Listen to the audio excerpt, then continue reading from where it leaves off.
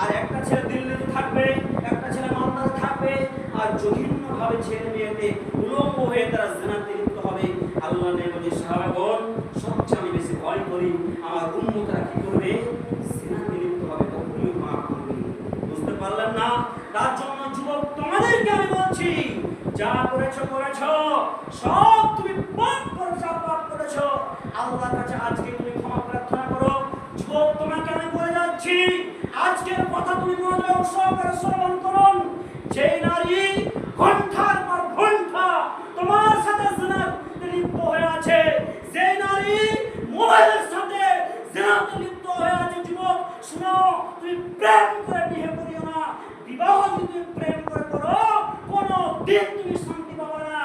বিবাহ যদি প্রেম ভালোবাসা করে, যার নাম আল্লাহ রাসূল জিনা দিয়েছে, সেই জিনা করে তুমি যদি বিবাহ করো, তোমার বাড়িতে বরকত নাজিল হবে না, শান্তি বর্ষিত হবে না, তুমি কোনোদিন শান্তিতে বাস করবে না। সেই নারী, যেই নারী শুধু তুমি 24 ঘন্টা জিনার গল্প লাগাচ্ছ, যেই নারী তোমাকে ঘন্টার পর ঘন্টা, মিনিটের পর মিনিট তোমাকে জিনার দিকে আকৃষ্ট করছে, যুবক ছেলে, যুবক ছেলে শ্রবণ করার চেষ্টা করো, সেই নারী তোমাকে একদিন ফাঁদে ফেলবে, ফেলবে, ফেলবে, ইনশাআল্লাহ তোমাকে ফেলবে, তোমাকে শেষ করবে, তোমার জাতিকে শেষ করবে, তোমার বাপকে শেষ করবে, তোমার বংশকে শেষ করবে, তোমার দুনিয়াকে শেষ করবে। সেই নারী, নারী জাতি কোন জাতি? যিনি বলছেন নারী কোন নারী? নারী হলো শয়তানের আকৃতিতে আসে আর শয়তানের আকৃতিতে যায়, নারী শয়তানের আকৃতিতে আসে আর শয়তানের আকৃতিতে যায়। বিশ্বনবী মুহাম্মদ সাল্লাল্লাহু আলাইহি ওয়াসাল্লাম বলে গেছেন, 1450 বছর হাদিস, হাদিস মুসলিম গ্রহণে হাদিস পড়ে আছে, আল্লাহ নবী বলছেন, হাদিসের রাবী হলেন আবু হুরায়রা রাদিয়াল্লাহু তাআলা আনহু, তিনি বলেন, পৃথিবীর মানুষ শোনো, আল্লাহ মারাতু আওরাতু ফাইদা খরাজাত ইস্তাফারা আশ-শায়তান, এ নারীগণ শোনো, এ বিশ্বের মানব জাতি শোনো, আল্লাহ মারাতু আওরাতু ফাইদা খরাজাত ইস্তাফারা আশ-শায়তান, নারী কোন নারী?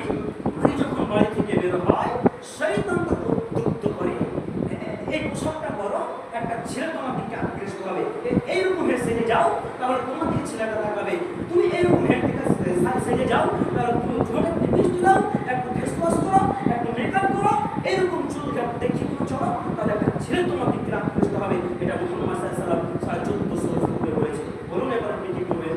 যদি আমাকে এক নম্বর আসামি মনে করেন, তাহলে আপনি একটা মিথ্যুক, আপনার জিহ্বাকে কাজে দিয়ে আমাদের কাছে জিহ্বাকে কাটা হবে। কেন? এক নম্বর আসামি হলেন মুহাম্মদ সাল্লাল্লাহু আলাইহি ওয়াসাল্লাম, দ্বিতীয় নম্বর আসামি হলেন আমি। কেন? আমি মনোবাদক। মুহাম্মদ সাল্লাল্লাহু আলাইহি ওয়াসাল্লাম 1400 বছর বলেছে, মুহাম্মদ সাল্লাল্লাহু আলাইহি ওয়াসাল্লাম যদি কেস হয়, মুহাম্মদ সাল্লাল্লাহু আলাইহি ওয়াসাল্লাম যদি চুরি হয়, আমার যদি জেল হয়, তাহলে মুহাম্মদ সাল্লাল্লাহু আলাইহি ওয়াসাল্লামের যে ফাঁসি হবে, আর আমার যদি ফাঁসি হয়, তাহলে মুহাম্মদ সাল্লাল্লাহু আলাইহি ওয়াসাল্লামের চুরি হবে। বলুন, আমার জেলও হবে না, ফাঁসিও হবে না।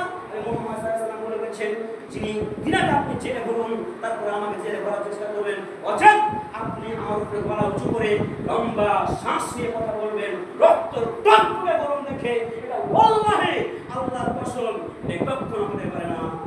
কেন?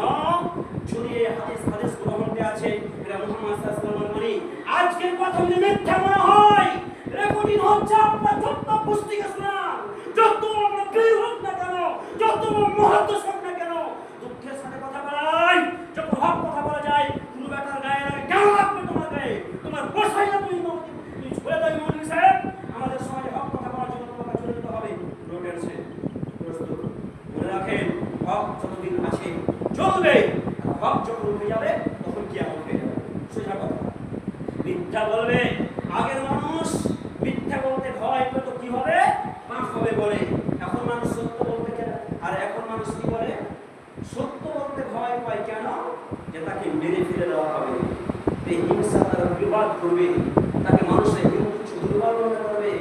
এই জন্য ভাই ভাই শুনুন, আরেকটি হাদিস বলে সংক্ষিপ্ত সময় খুতবা দিলে 2-3 মিনিট 5 মিনিট হয়ে যায়, আপনি শুনুন। আল্লাহ নবী মুহাম্মদ সাল্লাল্লাহু আলাইহি ওয়াসাল্লাম বলছেন, আবু হুরায়রা রাদিয়াল্লাহু তাআলা আনহু বলেন, আল্লাহ নবী মুহাম্মদ সাল্লাল্লাহু আলাইহি ওয়াসাল্লাম বলছেন, কি বলছেন আল্লাহ নবী? যে দুই শ্রেণীর মানুষ আছে, আমি মুহাম্মদ সাল্লাল্লাহু আলাইহি ওয়াসাল্লাম তাদেরকে দেখে নিন। এই শুনো, আল্লাহ নবী বলছেন দুই শ্রেণীর মানুষ আছে, আমি মুহাম্মদ সাল্লাল্লাহু আলাইহি ওয়াসাল্লাম তাদেরকে তাদেরকে দেখেনি। নম্বর একটা রাখেন কেন? এখন হাসানাতার জন্য। দ্বিতীয় নম্বর শ্রেণী কোন ব্যক্তি? আল্লাহ নবী বলছেন ইসাবুন, মহিলা, কাসিয়াতুন, কাপড় পরে, আরিয়াতুন, উলঙ্গ। শুনো, মনে হচ্ছে যে আল্লাহ নবী মুহাম্মদ সাল্লাল্লাহু আলাইহি ওয়াসাল্লাম আপনার স্ত্রীকে, আপনার মেয়েকে দেখে হাদিস বলছেন। আল্লাহ নবী কতদিন আগে হাদিস বলে গিয়েছেন? ১,৫০০ বছর পূর্বে। হাদিসটা কি বলেছেন? যে আমি মুহাম্মদ সাল্লাল্লাহু আলাইহি ওয়াসাল্লাম দুই শ্রেণীর ব্যক্তি, এমন ব্যক্তি আছে আমি তাদেরকে দেখিনি। দ্বিতীয় নম্বরটা কি?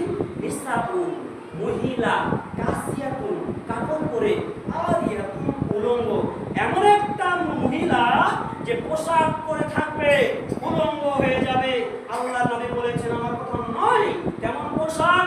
এমন এক পোশাক পরবে, টাই ঠিক পোশাক পরবে, এমন এক পোশাক পরবে, নেটের মতো জাল জাল পোশাক পরবে, এমন এক পোশাক পরবে একটা ছেলে তার দিকে তাকিয়ে আকৃষ্ট হবে। দুনিয়াতে এমন একটা বরখার নামে জাহিলিয়াত এসেছে, এমন একটা বরখা এসেছে যেই বরখা কোন নারী যদি পরে ওই ছেলেটা আরো তার দিকে তাকিয়ে, তার নাম হলো ফ্যাশন বরখা। এমন একটা পোশাক এসেছে টাইট টাইট প্যান্ট পরবে, টাইট টাইট পোশাক পরবে, সেই নারীর দিকে সেই যুবকটা তাকাবে, তার অঙ্গ, তার যত শরীরের অঙ্গ আছে সব অঙ্গ তার উঠে যাবে।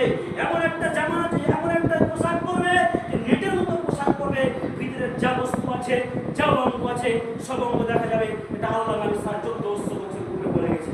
বলুন এবার কি বলবো? তারপর আল্লাহ নবী কি বলছেন?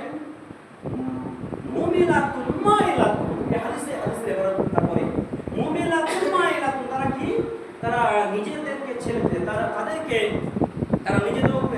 নিজেরা তারা ছেলেদের দিকে আকৃষ্ট হবে। আর তাই এমন হয়ে বাড়ি থেকে বের হবে, ছেলেদেরকে তারা নিজের দিকে আকৃষ্ট করবে। একটা ছেলেকে তারা দেখে আকৃষ্ট হবে, আর ওই মেয়েটা এমন হয়ে বাড়ি থেকে বের হবে যে একটা ছেলেকে আকৃষ্ট করবে। বলুন বলুন, আপনি বলে ইমানদার, তাহাজ্জুদের নামাজ পড়ে জান্নাত লাভ হবে না? বলো হুজুর, বরখা পরে আর কোন পাঞ্জাবি আর টুপি পরে আপনি জান্নাতে যেতে পারবেন না। শুনেন, আপনাকে বলছি আজকে হাদিস যদি আপনি মানতে পারেন, ইনশাআল্লাহ আপনার জীবনকে আপনি পরিবর্তন করুন। আর এই হাদিস আপনি মানুন, জান্নাত যাবেন ইনশাআল্লাহ। আপনার মেয়ের জন্য, আপনার স্ত্রীর জন্য আপনি জান্নাত যেতে পারবেন না যদি তাদেরকে আপনি পর্দার মধ্যে না রাখেন। এই হাদিসের শেষ অংশের এক দুটা বাক্য পূর্বে আমি একটা হাদিস, এই হাদিসের শেষ অংশের এক দুটা বাক্য পূর্বে আল্লাহ নবী মুহাম্মদ সাল্লাল্লাহু আলাইহি ওয়াসাল্লাম বলছে, হে বিশ্বের মানব জাতি, শোনো, তোমাদেরকে বলছি ওয়ালা ইয়াজিদনা রিহাহা, যারা এরকম হয়ে চলবে তারা জান্নাতের গন্ধও পাবে না। অতএব বলছি যুবক, শোনো, তুমি প্রেম করে বিবাহ করো না, সংসার কখনো সুখী হবে না। যুবক, তোমাকে বলছি তুমি শোনো, তুমি কখনো প্রেমের গল্প করতে করতে বিবাহ করো না।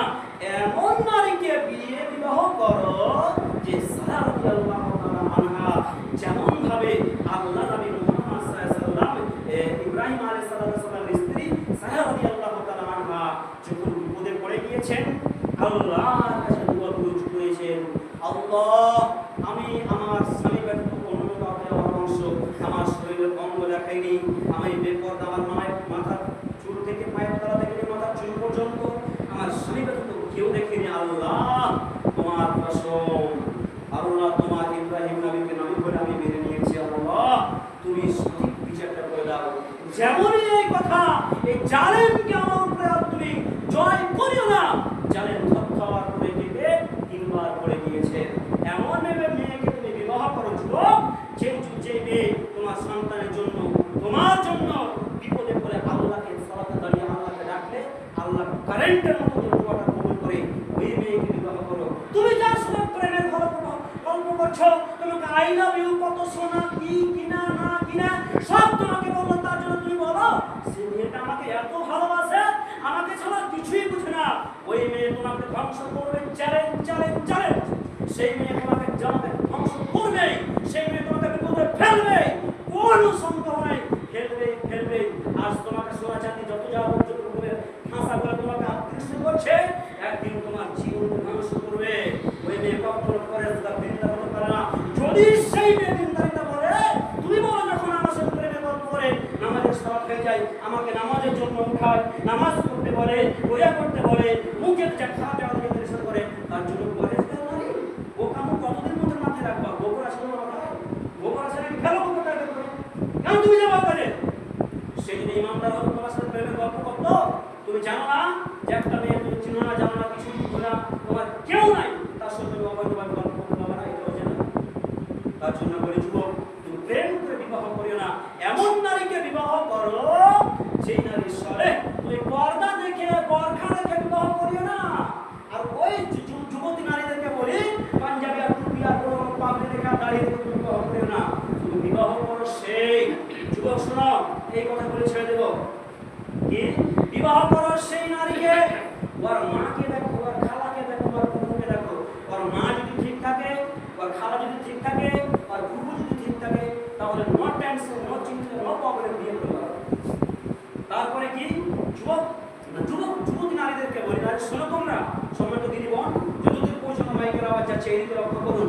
সেই নারীকে তুমি, সেই যুবককে তুমি বিবাহ করো যে যুবক তার বাবা, তার চাচা, তার মামু, তার আত্মীয় স্বজন, তার দাদুরা সব যদি ঠিক থাকে, পরেজগার দিন থাকে, নো টেনশন, বিবাহ করে কোনো সমস্যা নাই। তার জন্য আল্লাহ